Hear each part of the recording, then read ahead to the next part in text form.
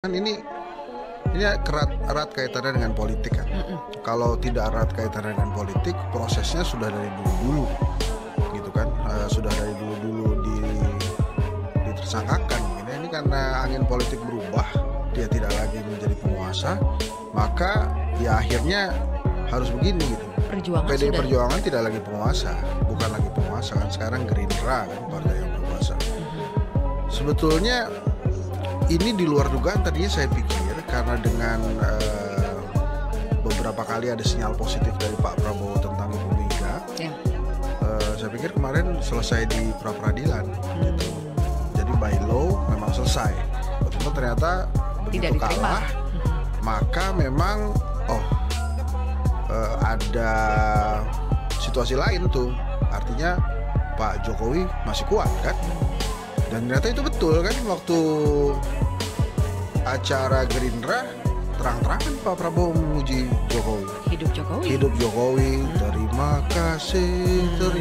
Itu kan bergema kemarin. Jadi susah ya, Zil. Kalau kita melihat tokoh politik dengan hukum, antara hukum dan politiknya itu agak campur-campur gitu. Misalnya yang terbaru lah, Harvey Muiz misalnya. Tadinya kan divonis 6,5 tahun. Kemudian Pak Prabowo komen kan, harusnya 50 tahun tuh. Berubah, walaupun tidak 50 jadi 20 tahun. Tapi kan itu juga kita menilainya oke, kalau ada tekanan politik bisa berubah juga. Nah ini kita lihat aja Hasto ini ujungnya maunya kemana sih sebetulnya. Kan aktor utamanya belum ketemu itu. Harun Masukunya belum ketemu gitu ya. Apakah dia termasuk yang menggunakan tagar kabur aja dulu? Begitu juga kan? Jadi si Harun Masukunya belum ketangkep, tapi orang-orang yang terkait dengan Harun Masiku itu sudah masuk penjara, bahkan sudah selesai juga hukumannya sudah di luar penjara. Nanti sekarang Hasto masuk gitu. Jadi memang sulit sekali kita menyatakan bahwa hukum berdiri sendiri, tidak tercampur dengan politik di negara ini.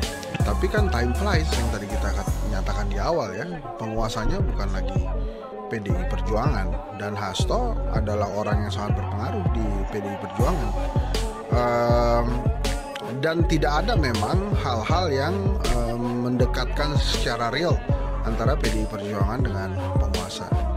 Kemarin itu kita kan berharap Ibu Mega juga akan hadir di acaranya Pak Prabowo, HUT Gerindra, sehingga nanti pada saat Kongres PDI Perjuangan Pak Prabowo juga hadir di sana. Cuma ternyata tidak terjadi. Jadi ya politiknya PDI Perjuangan kita nggak ada yang tahu tuh selain Ibu Mega.